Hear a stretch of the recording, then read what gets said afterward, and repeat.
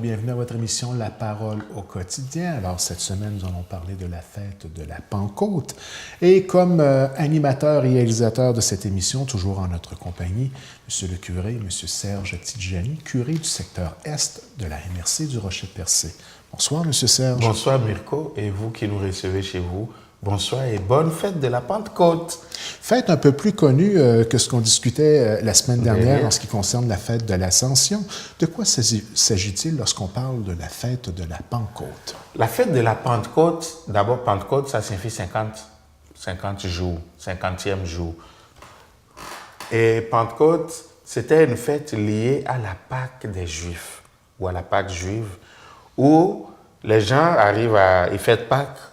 Puis 50 jours après, ils se retrouvent pour boucler comme la fête de Pâques et ils font une célébration. Puis tout le monde, tous les Juifs de tous les villages environnants, tous reviennent à Jérusalem pour célébrer cette fête-là avant de retourner chez eux. Donc la Pentecôte est d'abord une fête juive. Et à cette fête juive, ou plutôt à l'occasion de cette fête juive, un événement spectaculaire va se passer pour ceux qui plus tard vont s'appeler les chrétiens, les disciples de Jésus.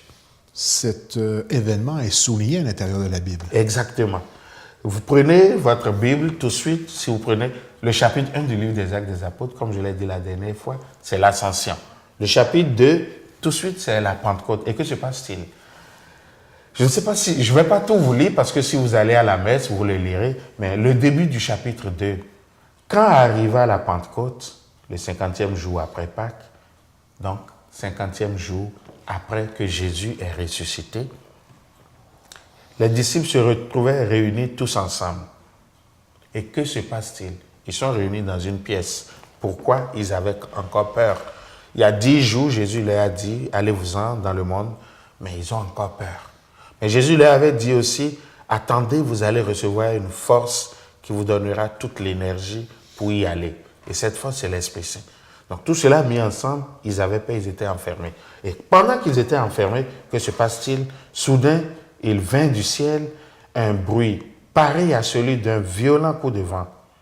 Toute la maison où ils se tenaient en fut remplie.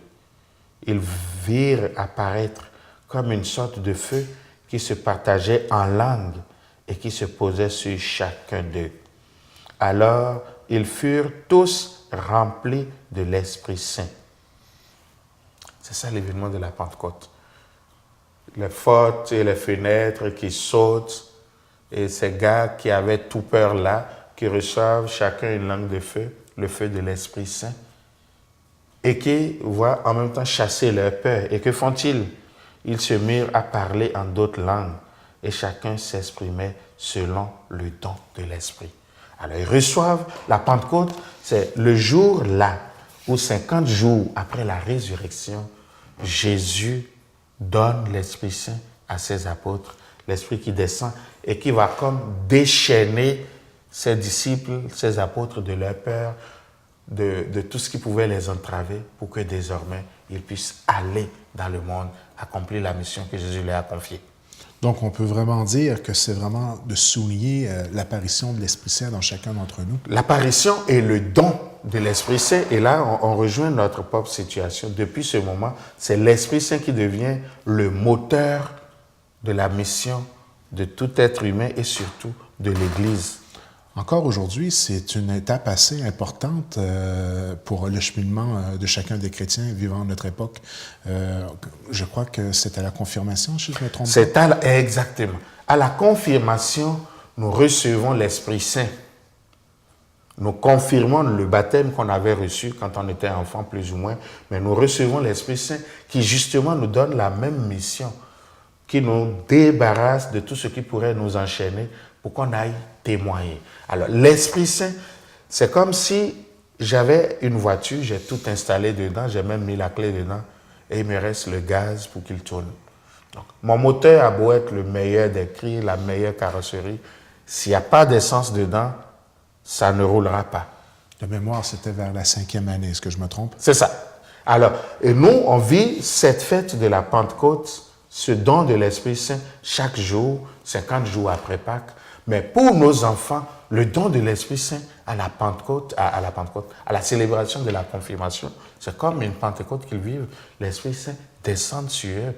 Et si l'Esprit Saint descend sur eux, comme il est descendu sur nous, le dynamisme de notre vie change. Et ce qui est merveilleux dans c'est un sacrement. Oui. Dans ce sacrement-là, ce que je trouve merveilleux, c'est que ça arrive à un âge où on comprend un peu mieux. Hein, c'est ça. Parce que peu d'entre nous peuvent se vanter de se rappeler de son baptême. Hein. Mais en ce qui concerne la confirmation en tant que telle, à mon époque encore, on était des privilégiés.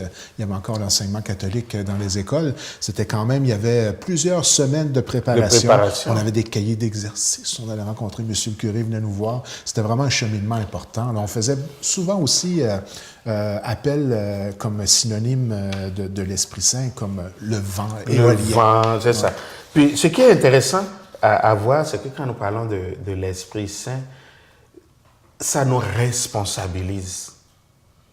Quand les disciples à Pentecôte ont reçu l'Esprit Saint, ils ont compris qu'ils ne pouvaient plus s'enfermer, qu'ils devaient aller dans le monde, qu'ils devaient aller vers les autres. Donc nous aussi, c'est pas pour rien que notre Pentecôte personnelle, notre don de l'Esprit Saint, notre confirmation, ça se vit 14, 15 ans, même un peu plus. Là, je comprends. Et d'ailleurs, la question qu'on devrait nous poser chaque fois que nous sommes confirmés, c'est que veux-tu faire dans l'Église? Que veux-tu faire dans le monde? Parce que l'Esprit Saint t'envoie, toi aussi, comme il a envoyé les 12, comme il a envoyé tout le monde avant toi. Là, tu es confirmé. Tu as dit, je suis un chrétien, je suis adulte, j'ai une mission. Eh bien, c'est quoi ta mission? Heureusement, dans un contexte différent, on comprend que les 12 apôtres, à l'époque, étaient tout à fait conscients qu'ils s'en allaient, pour la plupart, pour ne pas dire la majorité, vers une mort certaine. Tous. En faisant Parce que les témoins étaient en même temps des martyrs. Exact. Quand tu acceptes d'être témoin du Christ, tu acceptes une certaine façon de ne pas être nécessairement compris. Et quand on va lire le livre des Actes des Apôtres, on va voir par quel déboire les apôtres sont passés. Puis vous prenez l'histoire de toute foi. Il y a toujours des hauts et des bas. Et l'Esprit Saint, justement, est là pour donner la force, surtout dans les moments bas, pour nous donner la constance dans les moments hauts. D'ailleurs, Jésus lui-même va dire, n'ayez pas peur quand vous serez devant les tribunaux.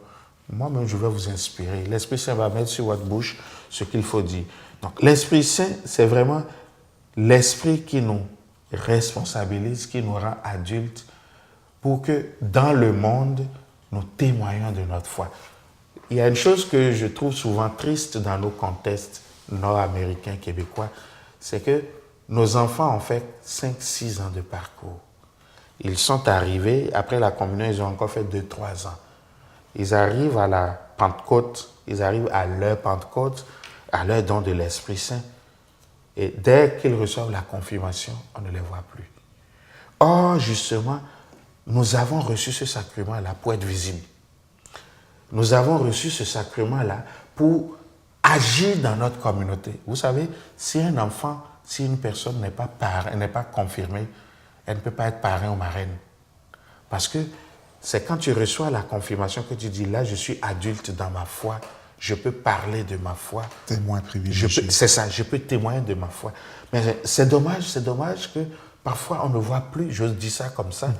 On va me dire, on pratique ailleurs, on fait autrement. Oui, mais là, la communauté où on vit. Moi, je vois, moi, j'ai fait mes sacrements chez nous au Bénin. Je regrette, quand j'étais enfant, ado pour la confirmation, il fallait que tu dises dans quoi tu t'engages dans ta communauté au moment de recevoir la confirmation. Et le résultat, c'est que c'est quoi? Tu avais des gens parmi nous qui étaient parmi les enfants de chœur, les servants de messe. Il y en avait qui étaient dans la chorale, il y en avait qui étaient dans la GEC, la jeunesse étudiante. Donc, chacun de nous, on se retrouvait au nom de notre confirmation, au nom de l'Esprit Saint qu'on a reçu, à faire quelque chose pour la communauté. Et quand je dis la communauté, c'est l'Église et la cité. Mais aujourd'hui aussi, les chrétiens que nous sommes, nous avons à faire ça. L'Esprit que j'ai reçu, à quoi me conduit-il? Que me fait-il accomplir? Autrement, c'est comme si je reçois une grande richesse et que je cache ça. Et on devrait faire peut-être une révision de nos façons de vivre nos sacrements et de vivre nos liens avec Dieu, surtout avec le Saint-Esprit. Donc, en terminant pour cette semaine, on pourrait un peu dire que c'est un peu une invitation à être dans l'action. Oui, vraiment dans l'action. Parce que l'Esprit Saint nous met, c'est ça. Tu ne peux pas recevoir l'Esprit Saint et rester sur place. D'ailleurs, les gens qui vivent des charismes, le renouveau charismatique et tous les autres groupes animés par l'Esprit nous le montrent. L'Esprit Saint nous donne cette énergie qui fait que si je ne témoigne pas de celui que je suis, je ne me sens pas bien. Et depuis le départ du Christ, l'Esprit Saint, c'est la force de l'Église, c'est la force du chrétien. On est habitué dans nos spiritualités à invoquer Dieu le Père, à invoquer facilement Jésus, c'est plus concret pour nous, on a ces images, mais il y a aussi l'Esprit Saint. Souvent d'ailleurs, une petite prière qu'on avait, Esprit Saint, éclairez-nous. Oui. Illumine mon esprit, éclaire-moi, donne-moi la lumière. Pour que l'Esprit est présent, qu'il reste présent dans nos vies. Pas seulement dans l'Église, mais là où je suis. Parce que partout où je passe, je témoigne de ma foi, je témoigne de ce qui m'habite. Que vous et moi, en raison de l'Esprit qui habite en nous, nous vivions notre vie et notre monde autrement. C'est là-dessus que je nous souhaite une bonne fête de Pentecôte. Peut-être que Dieu a déjà ébranlé nos bases quand il nous a donné l'Esprit Saint. Peut-être qu'il nous a conduits vers d'autres. Eh bien, continuons. Peut-être qu'aujourd'hui, en célébrant Pentecôte ou en parlant du Saint-Esprit ou de la confirmation, peut-être que ça va réveiller aussi en nous ce qu'on avait reçu. Eh bien, si ça se réveille, ne l'éteignons plus. D'ailleurs, Saint Paul, dans une de ses lettres, va dire « N'éteignez pas l'Esprit Saint qui est en vous ». C'est ce souhait que je me fais et que je vous fais à vous tous, vous toutes qui nous écoutez. L'Esprit Saint est en vous. Ne l'éteignez pas. Laissez-le s'allumer. Laissez-le vous enflammer pour que vous alliez enflammer à votre tour le monde et témoigner de ce qui habite en vous. Bonne semaine à vous et que l'Esprit Saint vous accompagne.